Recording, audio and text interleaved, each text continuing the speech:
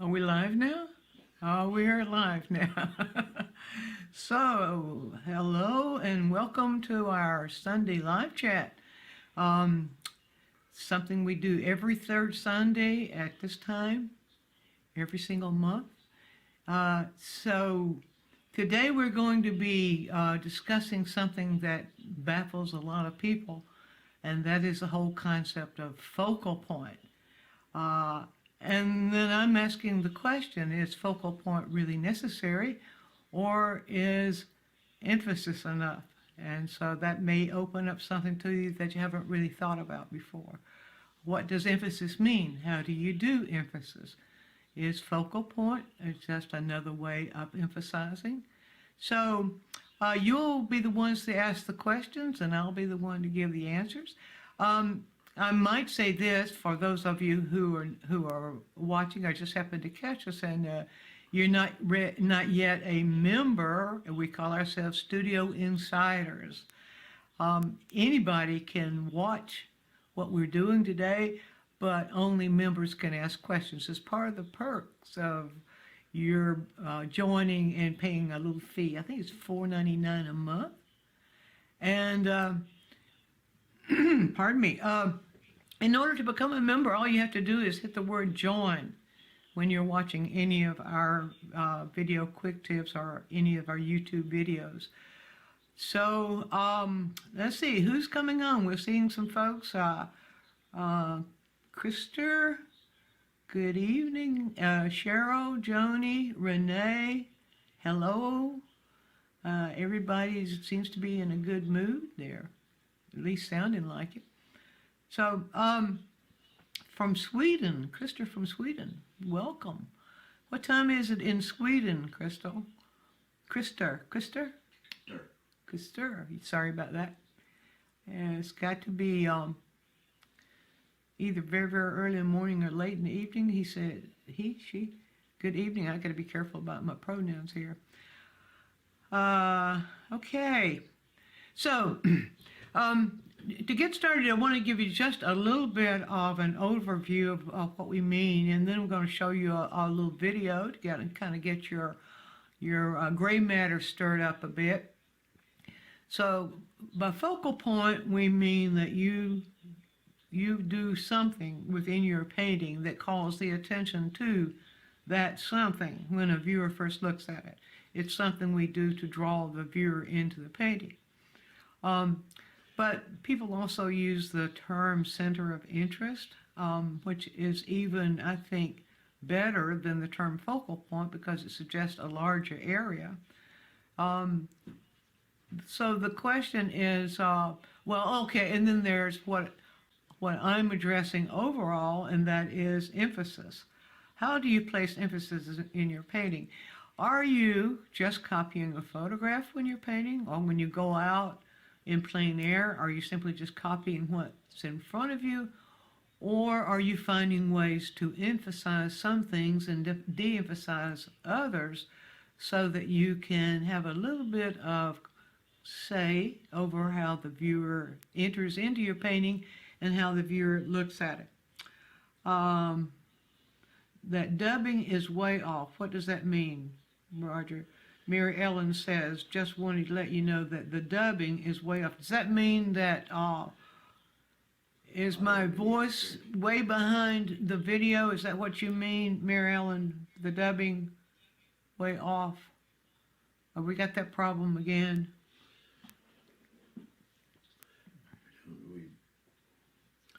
Okay, yeah, I assume that everybody can hear okay. Is that a problem? Everybody can hear fine, but the audio is trailing behind the video. Is that right? I'm saying it and then you're hearing it, right? So we're making a point right now to see if we can sort that out. Roger is at the board trying to sort that out.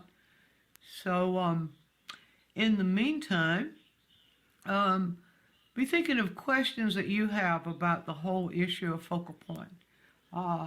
Does it bug you about the need for a focal point? Does that bug you? Or is it not an issue for you? Or have you ever given thought that the focal point by itself might not be enough? So, I can't really see the chat right now, so I don't know what folks are saying. There we go. Okay, Marilyn says yes, that's right. Joni says yes, that's right. Okay, everybody's saying yes. We can hear the audio, but it's not in sync. Well, maybe you just want to close your eyes and listen. Not too bad, still functioning, Laura says. Can hear you, small delay. All right, I apologize for that, but I was hoping that that might get straightened out by this time, because we had that problem last time too.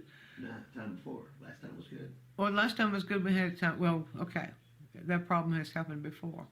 So I'm going to blame it on the software we're using, and just try to tolerate it if you can. Hang in there with us.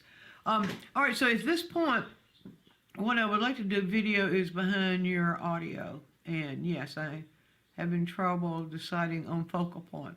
All right, I think maybe it's a good time to show you a little intro video I have for you and see if it doesn't stimulate some questions. And while you're watching the video, hopefully it's in sync.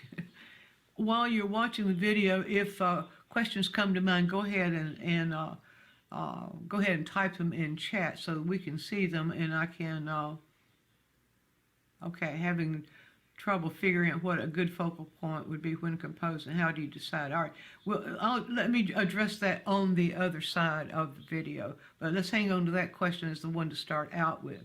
So, are we ready for the video, Roger? Can we show that now? I quit clicking in the wrong places. What was that? Yeah. Okay. Here's the video, and we'll see you on the other side. Is the focal point necessary in order to have a successful painting, or is emphasis enough? We think of a focal point as being some area in a painting to which the eye goes first. But what if we change that label and use instead the word emphasis?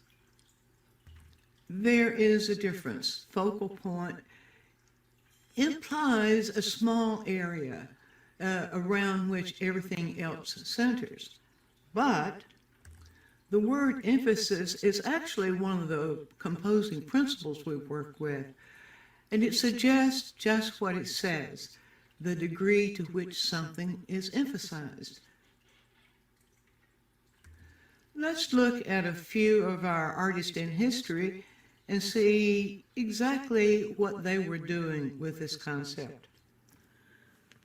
In order to use emphasis, there's one thing that we always have to keep in mind, and that is the primary fundamental of emphasis is that we cannot emphasize in any area without de-emphasizing elsewhere. Very simple, but must happen. In Andrew Wyeth's Christina's World, there's no doubt that Christina is the focal point. Look what he's done there. Her dark hair against very, very light, bright light on the top of her dress, or on the shoulder part of her dress, within this dark middle value surrounding. So our eyes go there first, but if we change that concept of focal point to emphasis, then we have something else. We have the strongest emphasis here, we have a secondary emphasis here, and we have a tertiary emphasis here. Now look what happens if we take all that away, or take the primary, secondary and tertiary emphasis away. We have just Christina, and it seems relatively empty. So instead of thinking of just a single focal point, we can think of it in terms of emphasis, not quite so much emphasis, and still not quite so much emphasis as that. Now look at what else he's done. He's de-emphasized the field. We would think of a field like that as having maybe very tall grasses, lots and lots of texture, and maybe even a little more value contrast when you consider the strong light here against her hair. But you see, he's taken that texture away and giving us a de-emphasis, which puts more emphasis here.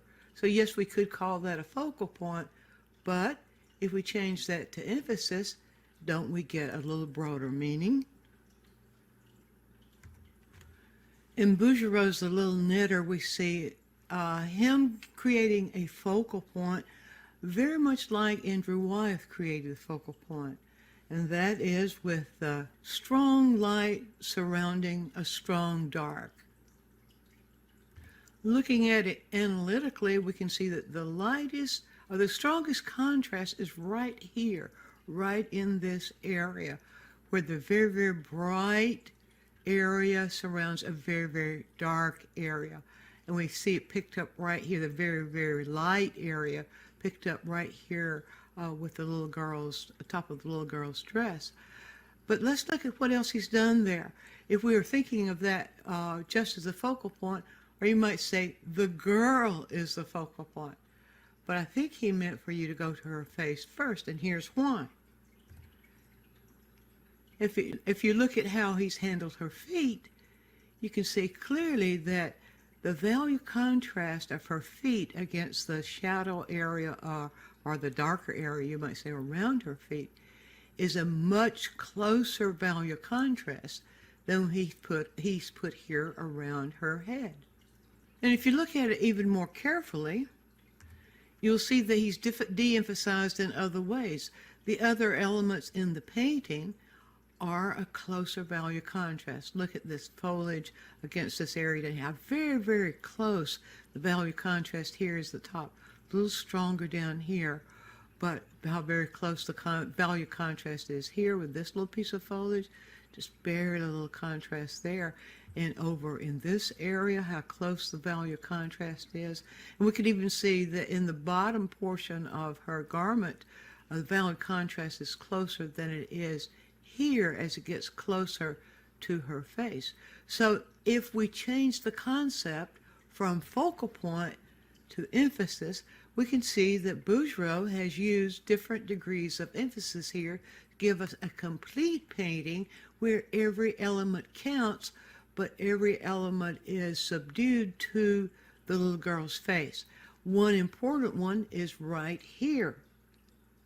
Notice how the isolation of the darker flower in the light area here, it causes us to go there after we've gone here.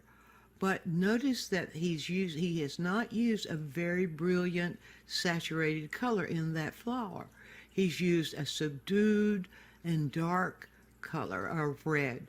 And so that, even though it's isolated, the emphasis, the image being very much smaller and the color being very much subdued, then causes us to go there as a secondary emphasis.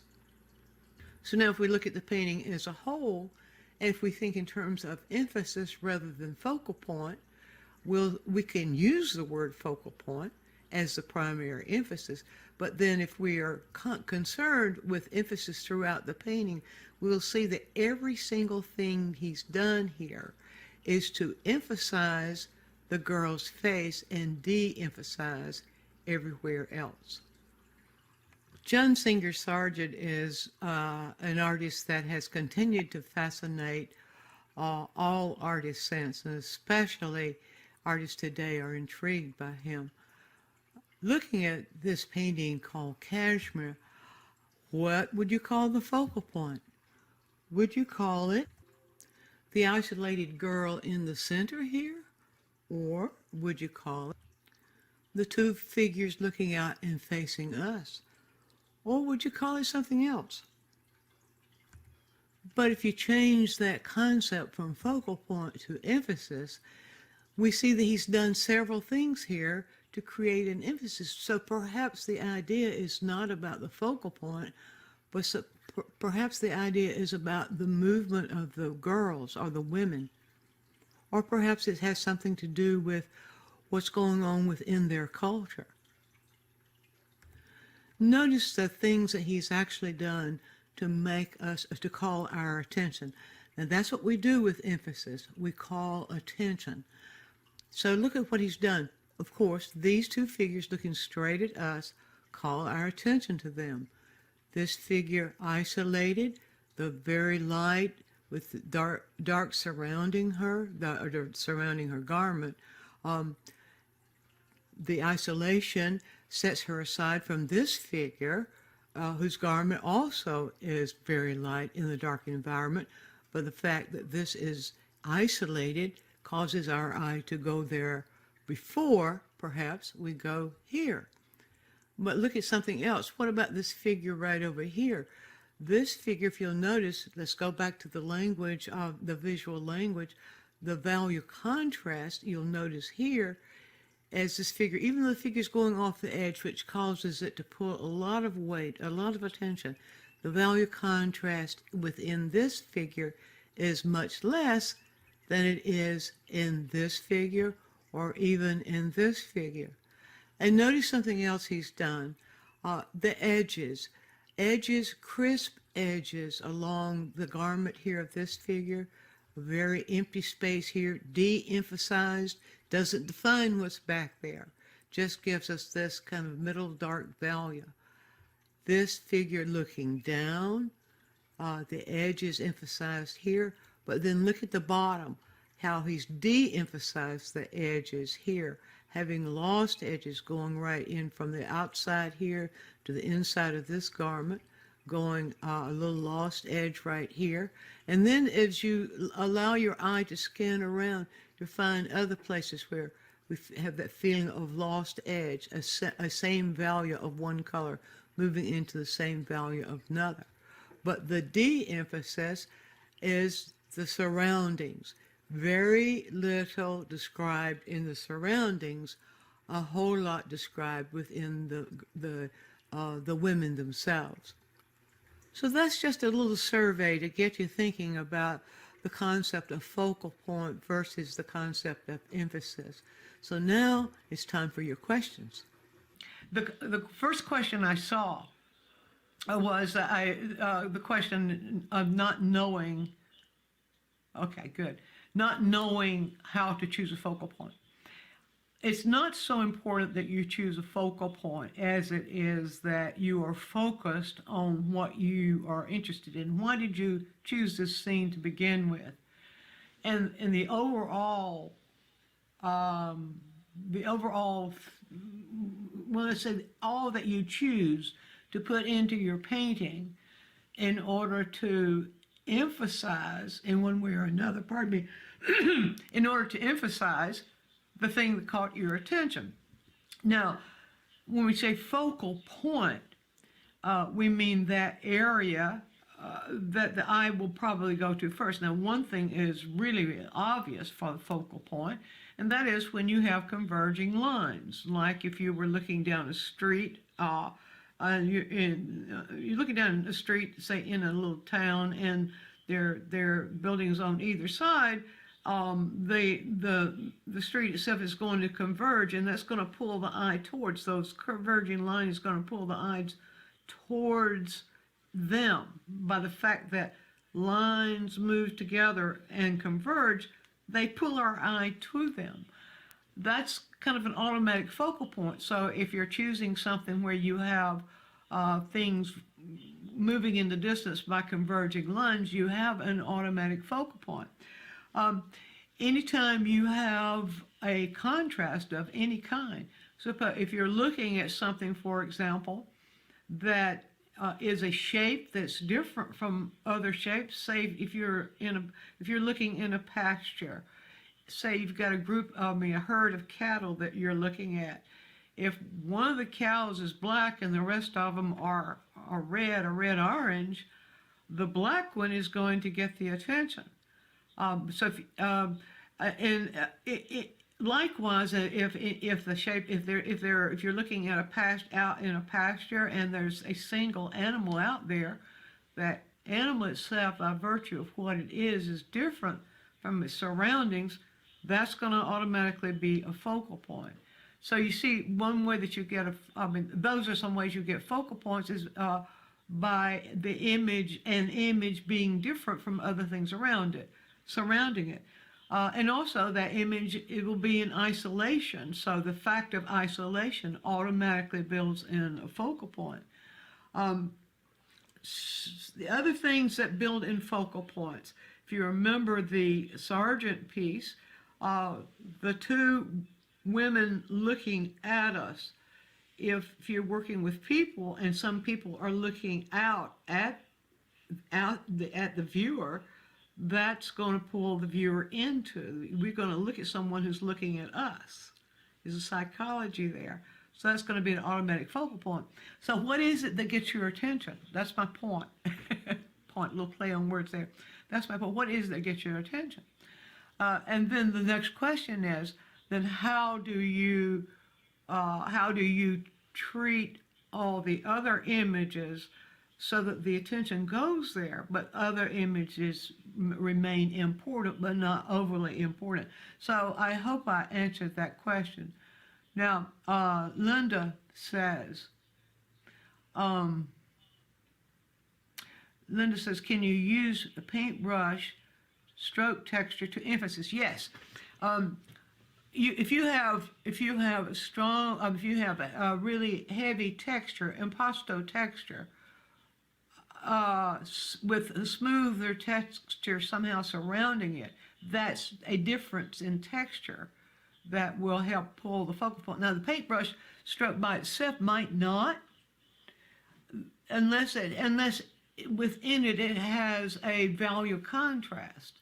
If the strokes have, if by nature of the strokes side by side, one stroke is more contrasted than another, that would pull the eye to it. So it has to be something that's different that will call the eye to it.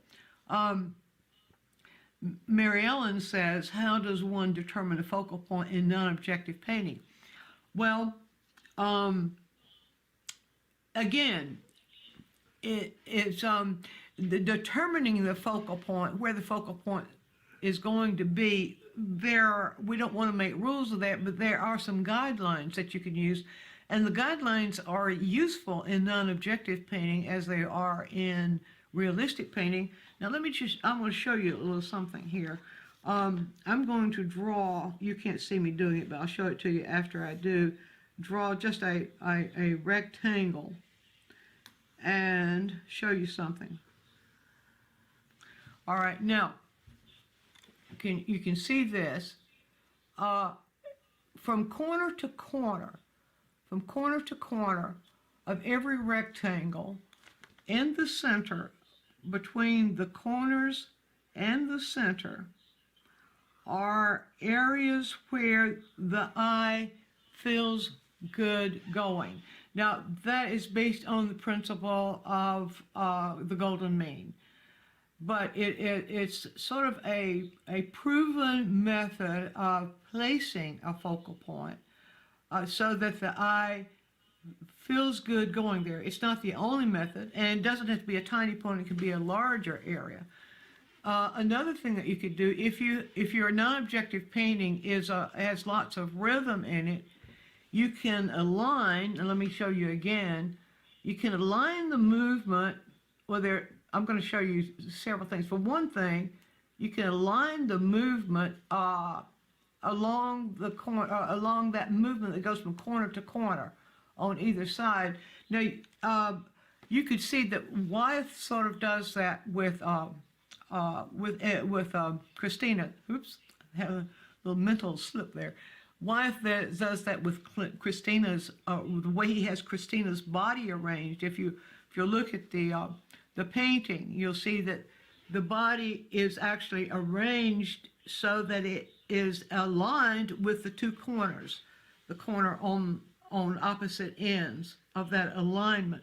Now, there's a secondary way that you can align, and that is to parallel So you could place some of your main contrast lines of contrast are movements or rhythms of contrast.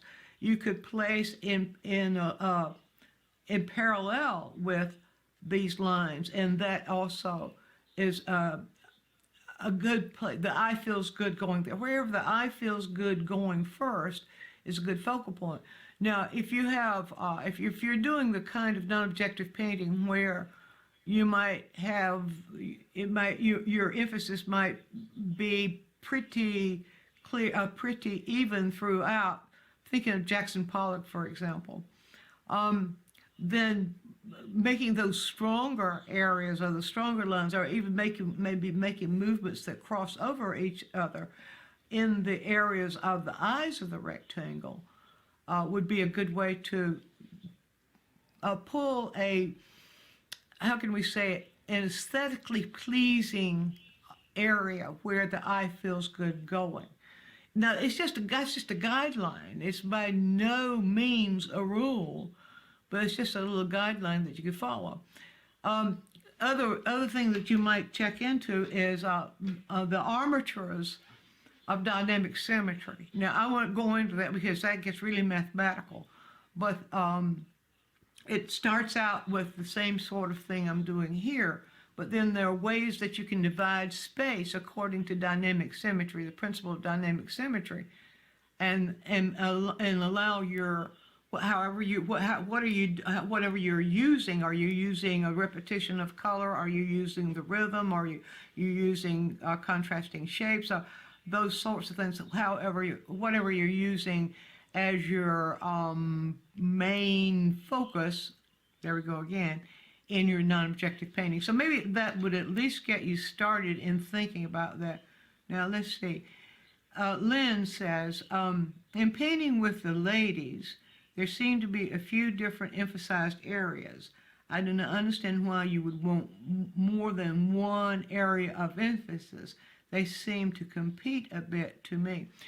Now remember, this is Sargent who's doing that, and Sargent was the master. They are very subtly emphasized. Now, focal point is very misleading.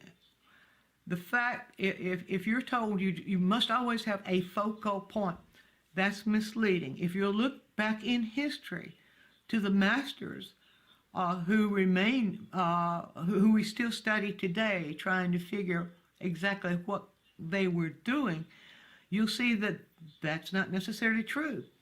I'm thinking about the School of Athens by Raphael, where you do have those center figures of Plato and Aristotle. And it's very obvious that they are the central, but you have other important things going on in there too. You have groupings of people that are doing, or having conversations, or doing important things. So there's a very subtle, and we don't really know if Sargent, well, I think Sargent was sort of playing with us just a little bit, but it's a very well balanced piece. And what you will notice is that, pardon me, the frogs always get in my throat when I'm having these chats for some reason. It's always a competition with frogs. Hang in there with me.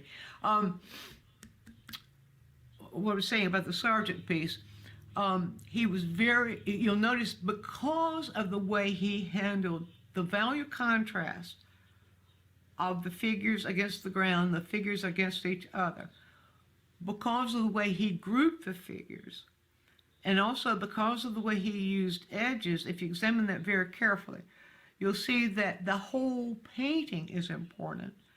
And we don't mind stopping with one and then visiting another. So, what was the question? I do have a way of going on, and then I forget what I was saying. I forget what it was about. Why you want one more area? The whole thing is the emphasis.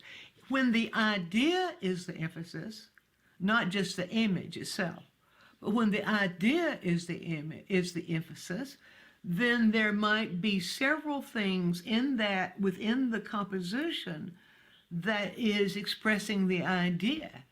So that when your eye, when it's not all confused or not all too boring, but when there are things that are emphasized, then it's sort of like a good piece of music where you don't necessarily just hear one tune, but you might also hear what's going on in the background or that sort of thing. Okay, perhaps I gave that one a good ride. Can you overemphasize an area? If so, how do you know?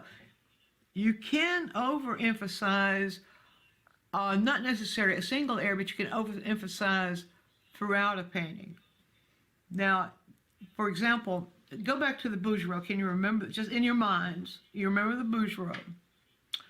If a little girl were sitting on a stone seat, like that little girl is in Bouguereau's painting, chances are, and you were looking at her, chances are you might see the head, her face against the background, and her feet about in the same or similar kind of light. Now, if you took of course if let's assume it's today, we're making this up as we go. If you took a picture of that, the camera might show an equal part of light on the feet as the camera shows in the girl's face. The camera might also show a whole lot more detail in that rose in the background if it were actually there. And it might show more detail or more value contrast within the foliage that was around it. But by de-emphasize what we de-emphasize, here's what we do. We do the opposite of emphasis. If it's value contrast, strong value contrast, it's going to bring our eye to it. When we don't have to reduce it much, but if we slightly reduce the value contrast, we begin to de-emphasize. And then when we de-emphasize by using a very slighter, a closer value contrast in one area, then the area where the stronger value contrast is going to be emphasized. So if we overemphasize areas throughout, giving the same value contrast to the areas throughout, it's confusing because the eye really doesn't know where to go. And so you look at the best painting or the most successful paintings in our history, you'll see that the artist is giving emphasis to certain areas, either with a stronger contrast or more vibrant color, or there are a number of ways to do it. But then in other areas, there are to a degree de-emphasized. So I don't know. I suppose you could overemphasize the focal point, but not if you balance the emphasis everywhere else. So I wouldn't worry too much about that. I would worry more about overemphasizing areas other than the focal area, the area of interest. I would be concerned more about giving too much emphasis in other places than I would be giving too much emphasis there. I hope I'm right with that. You may quote me if it works, and if it don't, I wouldn't quote me. Cheryl, using tools of emphasis, how do we emphasize a secondary and tertiary image, yet not give too much emphasis that distracts from the primary image, as in Wyeth? Good question. One way, look how Wyeth did it. Wyeth de-emphasized with size. Of course, that automatically happens when you place something in the distance. But one way he de-emphasized was with size. The house Christina is moving towards is a little bit larger than the little outbuilding that's right above her head. But if you look at it more closely, another way he de-emphasized, if you look within that house, the values are not as contrasty within the house as they are within Christina. The values are strongly contrasted. Her hair against the shoulder with the light shining so bright, that is very, very strong value contrast. If you look within the image of the house itself, you'll see that the values are much less contrasted. Even though the house is darker against the light of the sky, still the contrast on the inside of the image itself is very, very close. And then if you look at the smaller building, you'll see it's even less contrasted. And you might say there's not as much detail there. One way that you get strong detail is by using strong value contrast in creating your detail. And so if you want to put lots of detail in, but you don't want to call attention to it, you decrease the value of contrast. So, whatever methods we use to de-emphasize, value of contrast is one of the most, I guess you say, the strongest tool we have. Also, decreasing the saturation of the color. There's not a lot of saturation in Wyeth's work, but in some works, you may see this especially in Richard Schmidt's work. He uses a lot of saturated color, but you'll notice that areas where he wants to, as secondary areas of interest or areas of emphasis and tertiary areas of emphasis, there won't be the saturation. The color won't have the saturation that it has in the primary area of emphasis. And in the tertiary areas of emphasis, you'll see less saturation of color. You'll also see less value of contrast. So that's one way. It's not the only, but that is one of the major ways that we do that, one of the major tools we use to do that. Oh, we got bunches of them there. Oh, that's many thanks. Okay, you're welcome, Mary Ellen. You're welcome, Lynn. You're welcome, Laura. You're welcome, Bridget. Okay, are we out of questions? Surely we're not out of questions. Yeah. Other questions?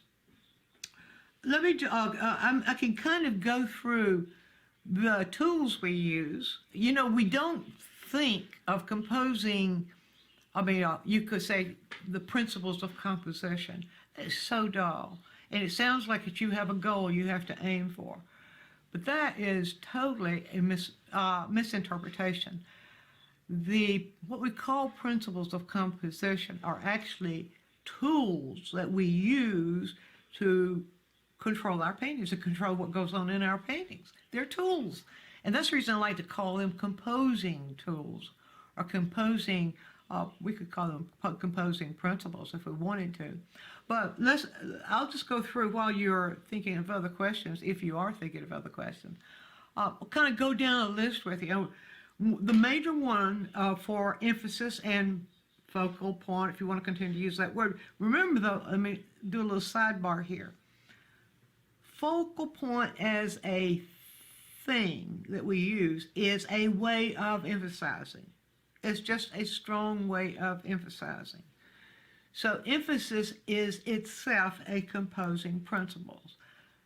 When you say emphasis, you also are including de-emphasis. It's the full continuum, or from the strongest emphasis you can give something to the weakest emphasis you get it. Now, the tools that we can use there, the major tools that we can use, one, as I said before, just to kind of summary for you, is value contrast. Contrast itself, but value contrast is one of the major kinds of contrast that we can use. It's one of the major kinds. It's the major thing we use in our composing structure. Value is caused by how the light is hitting and how things are falling into shadow, and so it is one of the major. But then other kinds, the saturation of color. Saturation of color is highly important in creating emphasis. The degree to which the color is saturated, especially when it's surrounded by colors that are less saturated to neutral of each hue, of whatever hue you're using, that's another way of creating emphasis. And the kinds of contrast, the contrast of different kinds of shape, where you might have a round shape within square shapes. So, I went through that a little bit earlier. So any kind of contrast of texture. Well, you can go through the visual language. And the visual language, anything that can be contrasted. Value, all those elements of color that can be contrasted. Shape that can be contrasted. Size, small against large, that can be contrasted. Direction, how the movement of one area against the movement of the other, that can be contrasted. So you could just go through the list of the visual elements, and all of those can be contrasted, and they also can be made similar. And the more similar they are, the less emphasis they contain. Then another way of emphasis, of course, is the isolation, where you have something that's isolated, like in the sergeant piece. The one girl there in the center that's separated from the group, she's in isolation. Christina is in isolation. And the buildings are all in isolation too. The directional movement, and of course that has to do with the converging lines I talked about at the very beginning. But a movement that's going in one way contrasted with a visual movement that's going in another. The edges, the harder, crisper edges get more emphasis. The softer edges have less emphasis. The lost edges, you don't have any emphasis at all. Your eye just goes right through it. The way an individual, or you say something that's living, or you say anything that it feels like it's facing something. Whatever direction it's facing, that gives an emphasis. And if it's facing you, if a person is facing you, that gives emphasis. And repetition. Repetition is another one. This is another one I did not mention. In the sergeant piece, those figures, it's the repeated female figure, all of them are clothed very similar. That is repetition. That is emphasis. It's emphasis of a topic. Also, emphasis is creating a movement. So that's just kind of a summary, which I might have taken a little too deep, but that's just kind of a summary of the kinds of things that can give emphasis, and the tools. They're tools that you can use. They're tools without rules. All right, Bridget, what are your thoughts on Rothko's paintings where there doesn't seem to be any emphasis at all? The emphasis that Rothko is of a non-objective school that was trying to get things down to the most simplified. And a lot of times you see that all the edges are soft. No, but you'll notice that the way he places the shapes, the way the shapes are placed on the canvas is where go there. He doesn't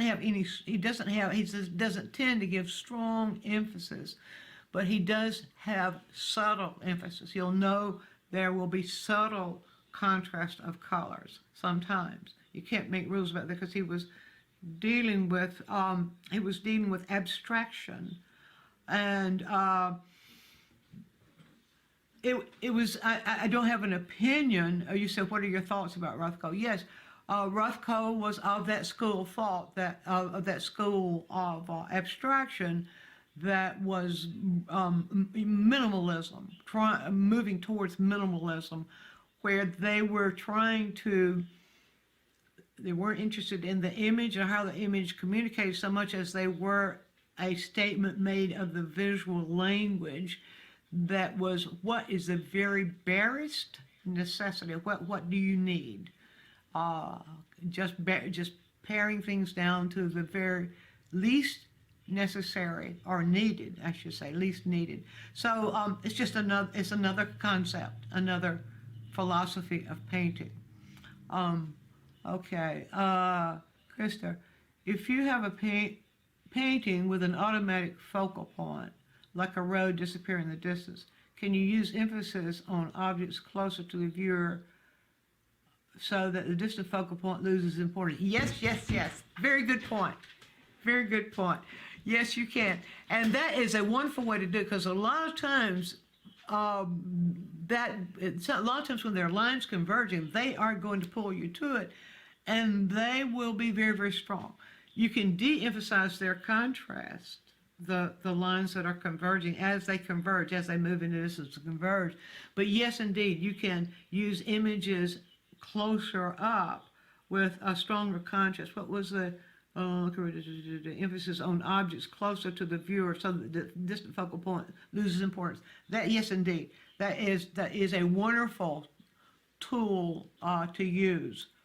So go for it. Like the picture behind you. Like the picture behind me. Ah, yes, let me just move over just a bit and let you see the picture behind me, and you'll see exactly. We could do that there with this picture behind me. All right. Okay, other questions? Do I need to get on another, do I need to preach another sermon? Are we going to get some more questions of this?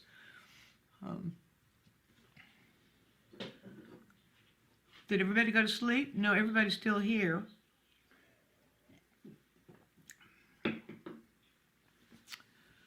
Oh, okay, Laura, thank you for providing examples and explaining the variation of the main focus concept. Good, Laura, good. Let's see, Bridget, what do you, okay, Lynn, would you say that, Lynn, would you say that it would be, wait just a minute, Lynn, sometimes I don't read well off the screen. Would you say that it would be would you say that it would create a more pleasing design to have more areas of less emphasis in a line of action, or is it actually okay to have them bouncing around the painting? The important thing is that you don't create chaos. One way that we reduce, one way that we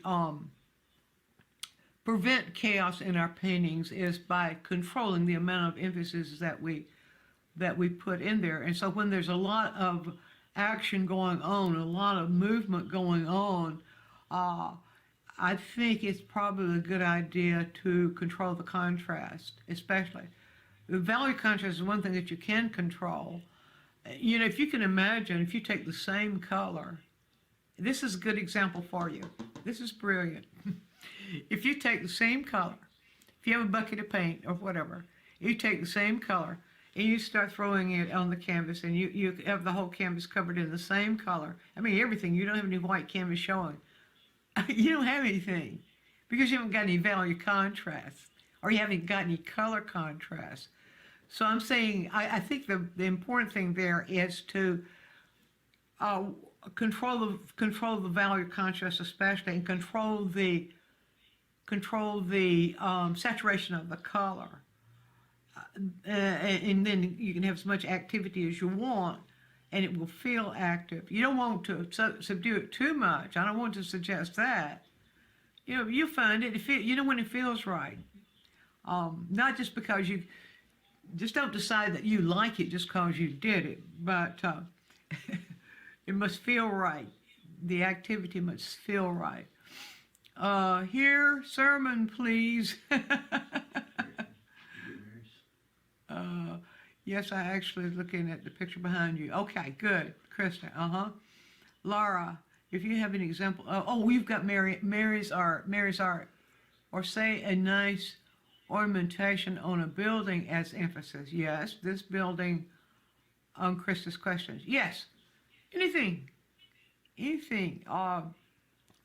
your imagination. Go out looking for it. You will absolutely, once our minds open up to possibilities, then we see them. A lot of times we don't see possibilities simply because our minds haven't been open to them yet. So if you go out and start looking for this stuff and start looking at what you can do with it, I think you will be absolutely amazed at the possibilities when you're actually controlling where you put emphasis. If you have any examples of focal point in a still life or a landscape, I don't have anything right here at my hand, but I tell you, one of the best. Let me be sure I'm going right here. One of the best still life painters current today is, how do you say his name? Chang Wang. I'm not saying it right. It's spelled Qianghang. Google him. He is one of the best still life painters I have, well, in my opinion. He's classically trained. He knows what he's doing. and he knows how to use emphasis. He uses the emphasis of everything I've been talking about. Also, Richard Schmid does wonderful still lifes. Richard Schmid has the ability to do a still life painting that has lots of vibrant color in it, and it still works because of the way he controls the emphasis of other things, and also the way he controls the saturation of the color. I'm sure there are other still life painters too, but those stand out. Every time somebody says still life painting to me, the one that I admire and have been admiring for years is Qiang. I think it's pronounced Chang or Chong Guang. Is that it? But anyway, I'm not good at pronouncing names. Not good at all. Renee. Oh no, Laura, my heart seems to tell me what to emphasize when people or animals are involved. Yeah, your heart's a good one to follow. So, yeah, but don't let it override, don't let it cause you to emphasize too much, because a lot of times things could become syrupy if you're not careful. If you really, really love something, and you're doing a painting of it, you still got to, when you reach that point of where you're pulling things into balance, be careful that you don't overemphasize. It could get too syrupy. And I don't mean to be ugly, but yeah, it could get to be too syrupy. Let's see, did I answer the still life question or was there something else that was included in that? Wait a minute, okay, Renee, my questions have been answered so far. Can't think of any other question. All right. Linda, will you touch on editing photos to emphasize moving noise? Yes, right. One of the worst mistakes that we as artists can make is to think that we have to paint everything. If we're working from photos, some people think that you have to paint everything that's in there. You got to be true to the photo. No. The photo should be used as a reference. You only use find what's necessary in the photo. Find what's necessary. Start with the thing that called your attention to it. And you could start by just doing little thumbnail drawings of the thing that pulled your attention to it, and then start adding stuff. What do you need? It's best to understate, best to not quite say it all completely. Best to understate than to overstate. So general, what would you call it, advice, I guess, that I would give there is don't be a slave to it, number one. Don't let it boss you. You decide. And the next thing is only use what is necessary in there. Only use what is necessary to get across the idea that you're trying to express in your painting. That may have sounded a little bit too general, but it's hard to give a specific advice unless we're looking at a specific photo. But generally, noise is anything that doesn't belong. Mary's art. I'm seeing it. Thank you, Diane. There is this street in Amsterdam with converging lines that have some beautiful buildings. The end of the street is not interesting. Now I know where to start. Bingo! Wonderful. Go to work, Mary. Okay. Yeah. No. Bridget, not that one. It's the other Chinese artist who is his name is spelled Qiang. Huang,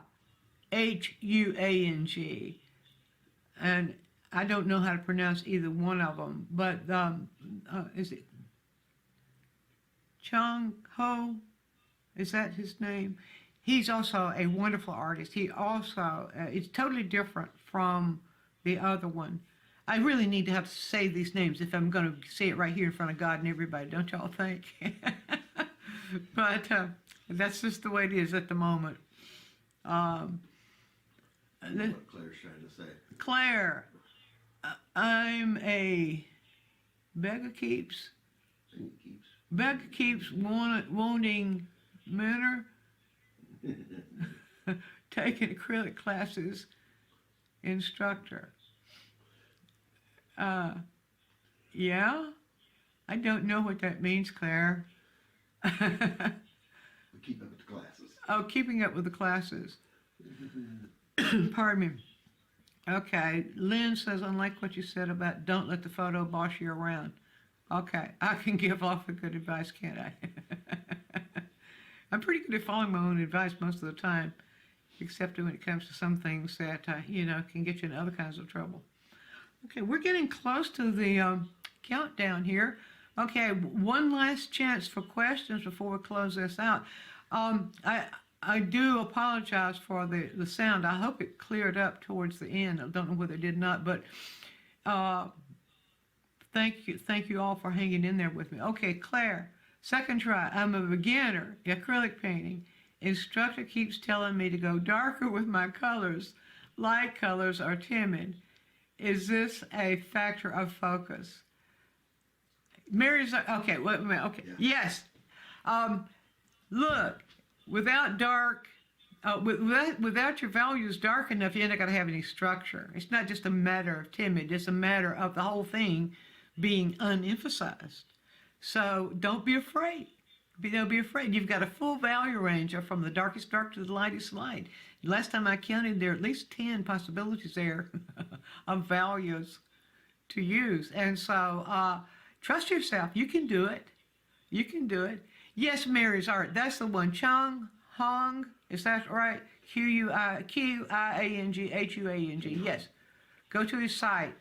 Good. Bridget found him. Great. Great. Study his still lines. Look for emphasis. Look for how he does it. Look at all the things I'm talking about that he manages beautifully. Huh? Linda got the wrong spelling. Linda, it's Qiang, not Quing. It's Qiang. And Mary's art, cool. Yes, sounds better. Thanks. And all right. Oh, it sounds better. Well, good. All right, kids. Gosh, I'm glad to see that you all stayed with me. So, thanks for all your good questions. You asked questions that made it possible for me to have I think, a fairly decent discussion. So, go out and look for all these wonderful things and apply them to your paintings. I think you're going to find it's a very exciting world out there. If you don't hey, here's something else. If you don't make yourself a slave to a focal point. That's something else. Don't make yourself a slave to the thing. Look for things that where you can put your emphasis, how you would emphasize, and then how you de-emphasize in order to make the whole thing an area of interest. So I'll sign off for now and say bye-bye, and I'll see you next month on the third Sunday at 2 p.m. Eastern. Wait a minute, Roger's wanting to say something. Did I forget something? Second Sunday. Second Sunday? What about it? In the second Sunday. Oh, second Sunday. Did I say third? No, this is the third Sunday. Third. Oh, This you're is the right. third Sunday. Roger got confused there for a moment. That's okay. We love him anyway. Okay. All right. So we'll sign off now. I said that about 3 times already, so I mean it this time. Are you ready to hit the end stream button?